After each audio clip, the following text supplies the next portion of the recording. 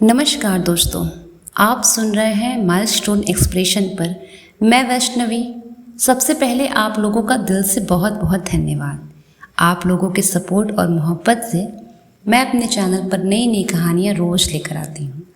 अगर आप नए हैं तो चैनल को सब्सक्राइब ज़रूर कीजिएगा और अगर पहले से जुड़े हैं तो लाइक और शेयर करके अपना प्यार ऐसे ही देते रहिएगा। तो आज मैं लेकर के आई हूँ एक ऐसी कहानी जो आपके रोंगटे खड़े कर देगी। तो तैयार हो जाइए डर और रहस्य से भरी इस भूतिया हवेली की कहानी सुनने के लिए। एक छोटे से गांव में एक पुरानी और जीर्ण शीर्ण हवेली खड़ी थी। गांव वाले उसे भूतिया हवेली कहते थे।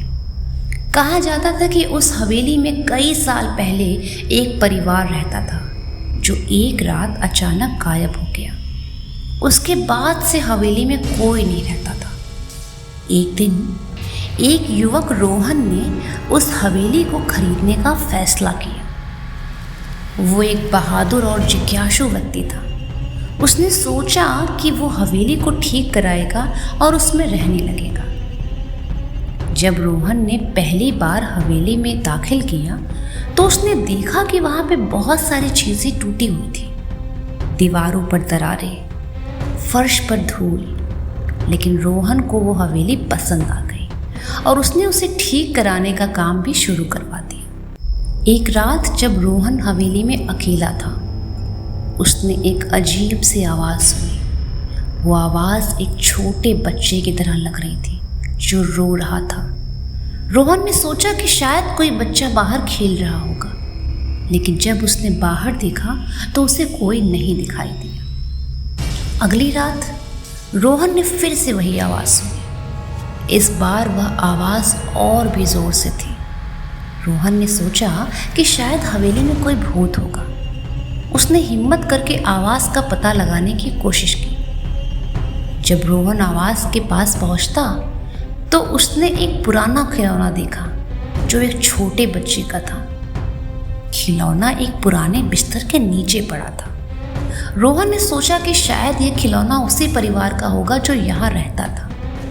अचानक रोहन को एक और आवाज़ सुनाई दी। यह आवाज़ एक महिला की थी जो किसी को बुला रही थी। रोहन ने सोचा कि शायद यह आवाज़ उसी परिवार की महिला की होगी जो यहाँ रहती थी। रोहन ने आवाज़ का पीछा किया और एक पुराने कमरे में जा पहुँचा। वहाँ उसने एक पुरानी तस्वीर देखी जिसमें एक परिवार की तस्वीर थी। तस्वीर में एक महिला, एक पुरुष और एक छोटा बच्चा था। अचानक रोहन को एहसास हुआ कि यह हवेली में अकेला नहीं है। वहाँ कुछ और भी है जो उसे देख रहा है। कोई और भी है जो उसका पीछा कर रहा है। रोहन ने पीछे मुड़कर देखा तो उसने एक महिला को देखा जो उसकी ओर लगातार देख रही थी। रोहन ने चीखने की कोशिश की लेकिन उसकी आवाज़ नहीं निकली। महिला ने रोहन की ओर देखा और कहा, तुम यहाँ क्यों आए हो? रोहन ने जवाब दिया, मैं यहाँ रहने आया हूँ। महिला ने कहा, ये हवेली तुम्हारी नहीं है, ये हमारी है। रोहन ने कहा, मैं यहाँ से नहीं जाऊँगा। महिला ने कहा, फिर तुम्हें हमारे साथ रहना होगा। और फिर रोहन ने देखा कि महिला और उसका परिवार उसके सामने आ गए। वे सभी उसे घेर कर खड़े हो गए और रोहन ने महसूस किया कि वह उनके साथ फंस गया है। अगली सुबह गांव वाले रोहन को ढूंढते हुए हवेली में आए, लेकिन जब वे वहां पहुंचे तो उन्हें रोहन नहीं मिला। वे उसे ढूंढते रहे लेकिन वो कहीं नहीं मिला। गांव वालों ने कहा कि रोहन भी उसी परिवार के साथ गायब हो गया जो कई साल पहले गायब हुआ था। और फिर हवेली में रहने वाले भूतों में एक संख्या और बढ़ गई। भूतिया हवेली की रहस्यमयी दास्तान ये थी।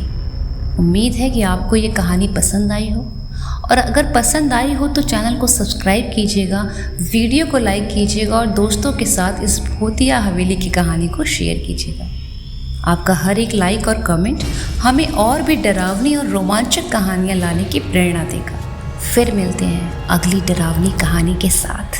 सावधान रहिएगा तब तक के लिए। कहीं कोई परछाई आपका पीछा तो नहीं कर रही।